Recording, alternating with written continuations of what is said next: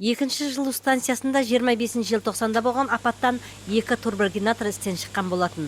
Соған орай қаланың тұрғын үйлеріне берілген жылу температурасы төмен болып, пәтерлерде салқын болды.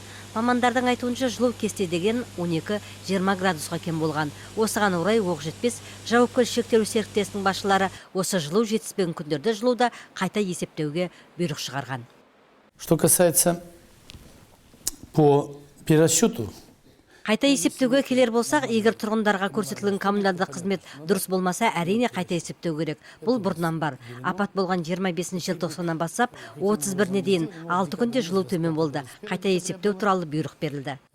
Юрий Кусиди қаңтардың 1-нен бүгінгі күнге дейін де қарайтындығын айтады. Яғни бүгін түнде 2-ші жылу станциясының 3-ші турбогенераторды іске қосқан. Сондықтан жылу көтерілуі тиіс дейді.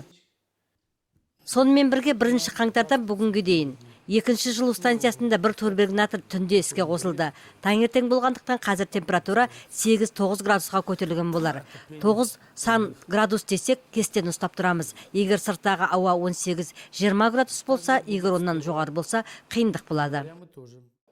Қайта есептеу қаланың ықшам аудандарында 30-50% аралығында болады. Яғни солтүстік қалада 50% болса, 6-шы ықшам ауданда 40, өзге аудандарда 30% көлемінде есептеулер жасалады. Жалпы 6-шы ықшам ауданы 40%, солтүстік қала 50%. Өйткені, мәселен 80 градус жылу станция берсе, оған жеткенше 60 градус болады.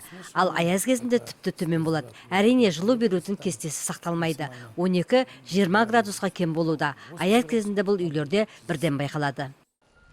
Мамандардың мәліметінше 2-ші жылу станциясында 3-ші турбогенераторды іске қосумен қатар 4-ші қазандық пен 1-ші 4-ші турбогенераторда жөндеу жұмыстары жасалуда. Оларды да жоқ күндері аяқтау жоспарланған. Мұнымен бірге алдағы жылу беру маусымында әзірліктер басталады. Ол үшін мамандар 1,5 миллиард теңге қаржы қажет деп отыр.